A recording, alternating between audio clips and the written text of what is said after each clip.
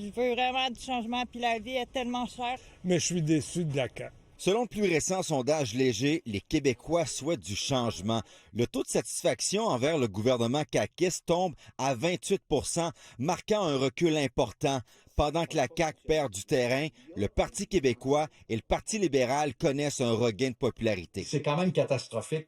Le taux de satisfaction du gouvernement est à son plus faible. François Legault, comme premier ministre, est à son plus faible. La dernière fois que j'ai vu ça d'un gouvernement, c'est M. Justin Trudeau, juste avant sa démission. François Legault traverse une période difficile. Alors que 50 % des Québécois souhaitent son départ, au sein de la CAQ, aucun successeur ne se démarque clairement pour prendre la relève. C'est très, très serré. Ma marge d'erreur, c'est de 3 %. Vous voyez, on est dans la marge d'erreur là, avec Geneviève Guilbeault, Guy-Christian Dubé, Sonia Lebel. C'est une bonne nouvelle pour François Legault. Là. Il n'y a personne qui est vu comme son dauphin naturel. Dans les intentions de vote, le Parti québécois demeure en tête, suivi du Parti libéral. La CAQ glisse au 3e rang, tandis que Québec solidaire se retrouve derrière le Parti conservateur du Québec.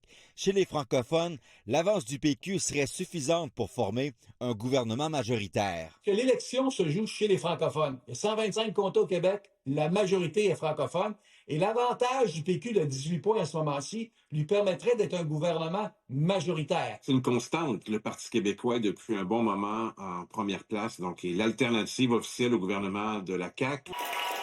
Le Parti libéral du Québec connaît un regain de popularité, ayant gagné 7 points dans les sondages depuis l'arrivée de son nouveau chef, Pablo Rodriguez. C'est impensable de couper vers les enfants. Est-ce qu'il doit reculer de son poste aussi?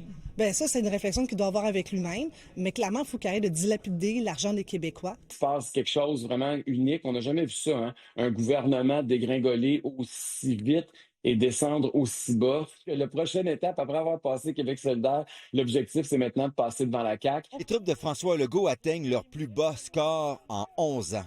Trop de problèmes avec ses ministres puis les ministères qu'eux occupaient. Moi, je suis souverainiste, puis tant que le Parti libéral n'est pas au pouvoir, c'est déjà mieux. Les coupures qu'il va y avoir au niveau des écoles, là, c'est lamentable. Les Québécois ont aussi été sondés sur la personne qu'ils jugent la plus apte à devenir premier ministre.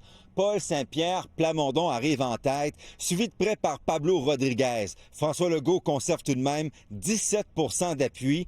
Éric Duhem devance Ruba Gazal de Québec solidaire qui ferme la marche avec seulement 5 %. Kevin Crank-Desmarais, TVA Nouvelles, Montréal.